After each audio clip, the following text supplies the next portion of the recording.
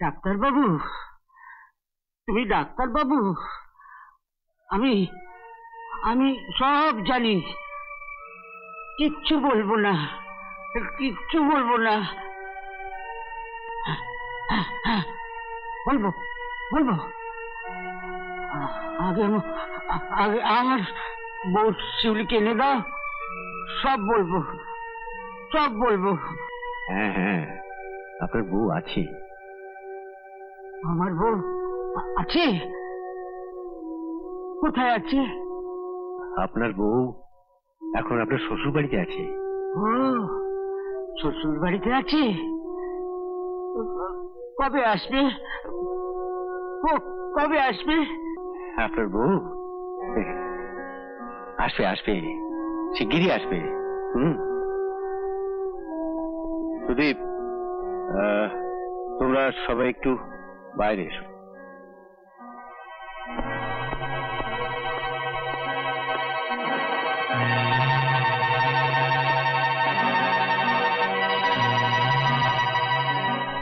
কি বুঝলেন doctor Sen?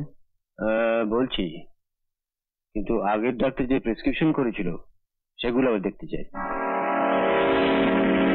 Prescription গুলো মেজদার কাছে আছে। না মানে প্রেসক্রিপশন গুলো ফাইলেই রেখেছিলাম, আজ সকালে খুঁজতে গিয়ে দেখি ফাইলটা নেই। আমার মনে হয় বাড়িতেই কোথাও আছে, খুঁজতে একটু টাইম লাগবে। যাই হোক, খুঁজে রাখবেন, ওগুলো খুব জরুরি। ওকে যা বলছিলাম শুনুন, ওকে এক্ষুনি মেন্টাল অ্যাসাইলামে পাঠাবার দরকার নেই। আমরা মানে সাইকিয়াট্রিস্টরা আজকাল এই সমস্ত কেস সাইকো অ্যানালিসিস করে চিকিৎসা করে থাকি, এবং তাতে দেখা যায় যে মোটামুটি প্রায় 90% কেস খুব ভালো রেজাল্ট পাওয়া যায়। ওনার কেস হিস্ট্রি যে পেলাম তাতে মনে হচ্ছে ওনার স্ত্রীর মৃত্যুই ওনার মানসিক বিপর্যয়ের কারণ। সেখানে আসল ক্লু। ওষুধপত্র দেবো, কিন্তু তার সঙ্গে আমি একটা পরামর্শ দেবো। আপনাদের কিন্তু সেই পরামর্শ মতো চলতে হবে। বলুন কি পরামর্শ? একজন মহিলাকে আনতে হবে এই বাড়িতে। যিনি আসবেন তাকে প্রতি মুহূর্তে অশোকবাবুর সামনে তার স্ত্রী সেজে তার সঙ্গে ভালোবাসার অভিনয় করতে হবে। আর এটাও প্রমাণ করতে হবে অশোকবাবুর সামনে যিনি সেবা করতে আসবেন তিনি এ বাড়ির বড় বউ। এ কি করে সম্ভব?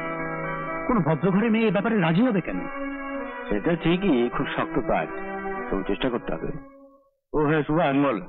শোনো, আমি প্রেসক্রিপশনটা একটু ভেবে চিন্তে করতে চাই। তুমি সন্ধ্যাবেলা একবার আমার চেম্বারে চলে এসো, ওটা আমি তোমার হাতে দিয়ে দেবো। আচ্ছা, এই ধরো 7:30 নাগাদ। হ্যাঁ হ্যাঁ, আমি চলি। আচ্ছা আচ্ছা। ও হ্যাঁ, আসার সময় পুরনো প্রেসক্রিপশন গুলো নিয়ে এসো। এসব আমার একদম ভালো লাগছে না। একটা বাইরের মেয়ে বাড়িতে এসে থাকবে, দাদার স্ত্রী শেষ অভিনয় করবে, আমরা তাকে বৌদি বলে ডাকবো, তারপরে যদি কিছু ঘটে যায়।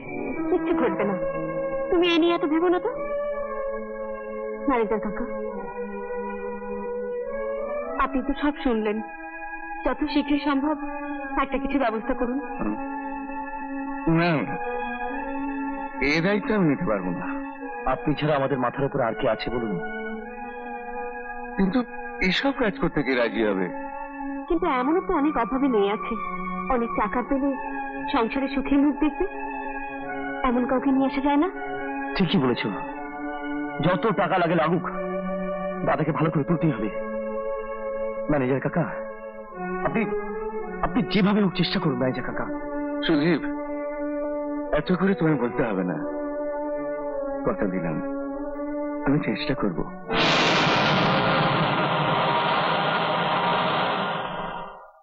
হ্যাঁ, আপনার কাছ থেকে যা শুনলাম ভীষণ ইন্টারেস্টিং কেস।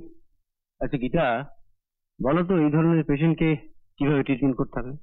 আপনার কাছে হিস্ট্রি শুনে মনে হলো এমন একজন নার্স দরকার যিনি হাউসওয়াইফের মতো ওনাকে ট্রিটমেন্ট করতে পারবেন। রাইট, তুমি ঠিকই বলেছ। তবে নার্স নয়, হাউসওয়াইফ হয়ে ওখানে থাকতে হবে। তাই আমার মাথায় একটা প্ল্যান এসছে। কি প্ল্যান স্যার? আচ্ছা গীতা, তুমি নিশ্চয়ই একজন খুব বড় ডাক্তার হতে চাও, তাই তো? অবভিয়াসলি। তাহলে আমি সাজেস্ট করব তুমি অশোকবাবুর স্ত্রী সেজে ওখানে থেকে ওনার চিকিৎসা করো। যদি সাকসেসফুল হতে পারো তাহলে কিন্তু ডাক্তারি জগতে তুমি একটা নজির হয়ে থাকবে। কিন্তু স্যার এত বড় দায়িত্ব কি আমি নিতে পারবো? নিশ্চয়ই পারবে। ঠিক আছে স্যার, এই চ্যালেঞ্জ আমি নিচ্ছি। Thank you, but remember, it's a challenge to your profession.